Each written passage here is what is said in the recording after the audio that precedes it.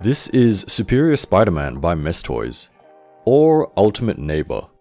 Mess Toys or cttoys usually do third-party, custom, bootleg, whatever you want to call it, action figures in a 1/12 scale. The sculpt of this figure is pretty much in the Revoltech style, however he is just a fraction of the price. So let's see if he's worth grabbing for your collection. If you would like to pick one up yourself, I will have the official CT or Mess Toys AliExpress store linked down below. Getting him out of the box, there will be 2 trays, and no instructions. There's also a loose stand base as well. The top tray has the main figure and, I suppose, his main accessories. The bottom tray comes with some spider legs and other stand and web stuff. So he does come with quite a lot of stuff, which is nice. We'll take a look at all of that after we go over the figure details.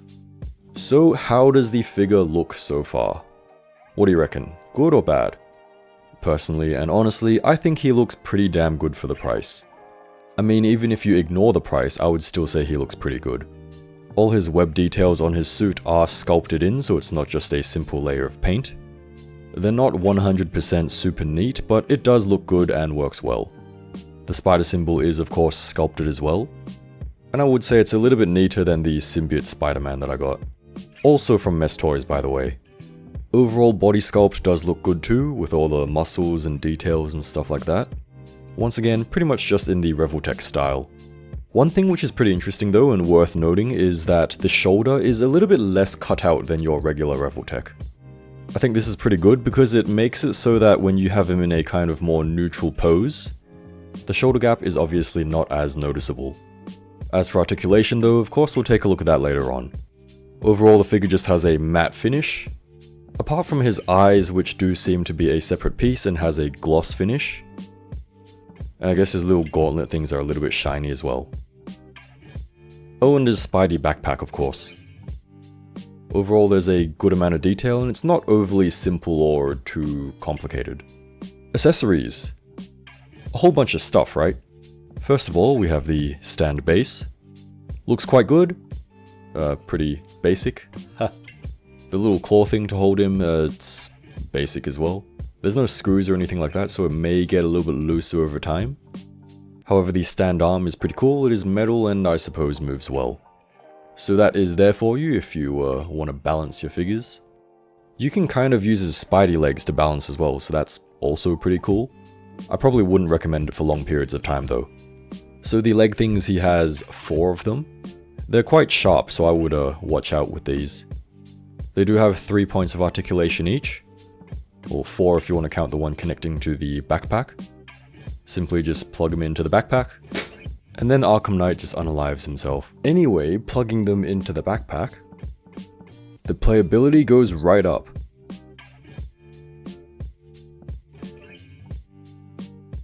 It's actually pretty cool how much you can do with such seemingly simple and basic accessories. For hands, he has a lot of hands. So there are 14 or 7 pairs total. By default, he's got your average fisty hands. Actually, they're not that average because they do have a little hole which you can plug stuff into. Sidetracking a little bit, we have some web effects actually. We got them long ones. Nothing fancy, but it's a good inclusion. And we also have the kind of spraying, spread out ones. So whichever hands have the holes, you just plug them in. Effect parts, always appreciated. Otherwise, we got kind of grabby hands. The hands are sculpted quite nicely, and the fingertips are kind of pointy as well. He's got spread out open gesture hands, I suppose. Don't know what to call these. We have some relaxed gesture hands. We got your thwips, of course. Very cool. These do have a horse? These do have a hole so you can plug stuff into them. We got your spread out wall crawly hands. I suppose these are pretty standard inclusions. Wouldn't know though, I only have 2 Spider-Man figures. And then finally we have kind of grabby but not really grabby, open, relaxed maybe kind of hands. Or gesture hands, I guess. Oh, I forgot there's this little Spidey thing. Pretty cute. I guess it's like a robot or a drone or something. Okay, what else do we have?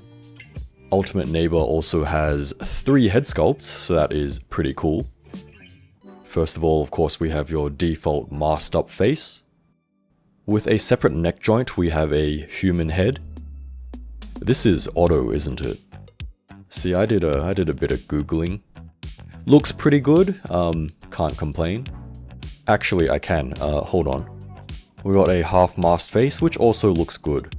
So actually the default head is a little bit loose on my copy. The neck joint is a little bit hard to change over as well, so be careful of that. The human head was actually a little bit loose as well. And the half masked head, I guess it's fine. Although it looks a little bit short, I don't know. But honestly, it's fine, doesn't matter too much. The 2 neck pieces are actually different lengths as well, so just be aware of that. Will be a little bit long if you put the human head onto the regular neck. I suppose you can kind of do head swaps, and they work-ish. My word, that was a lot of stuff.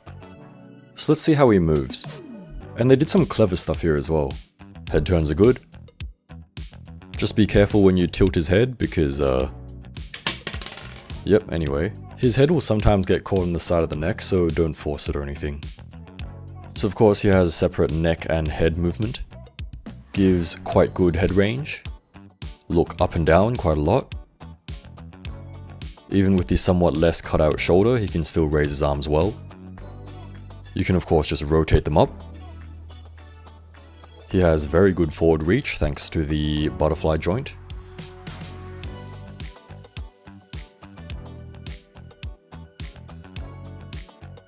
Reaching backwards, very good as well.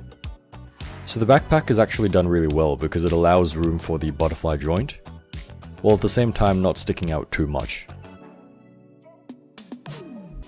He's got a bicep rotation, some elbow wiggles, arms bend like this, and standard wrist stuff.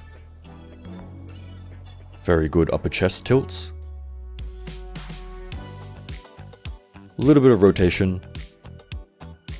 Bends are very good. Hip movement is good as well. Combined, he can do a whole bunch of poses, I'm sure.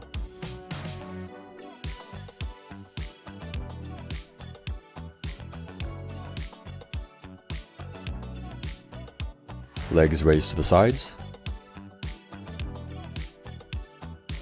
Kicks forwards and backwards.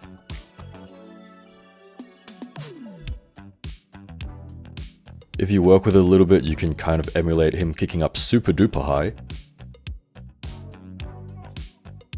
Thigh rotation. Good knee bends. Kind of boot wiggle movement as well. And feet move like this. So it seems like your standard Revoltech movement, right? But I would say that's a good thing. For height, he's about 15.5 centimeters or 6¼ inch. So I'm curious, what are your thoughts on superior Ultimate Neighbour Spidey? Honestly, I think he's pretty cool. Definitely worth it. Fits in with the boys. Fits in with the furries. Kind of. If you would like to support the channel at no extra cost, there are some affiliate links down below. Otherwise, we also have a Discord via YouTube membership or Patreon. But anyway, thank you for watching, and I'll see you again next time.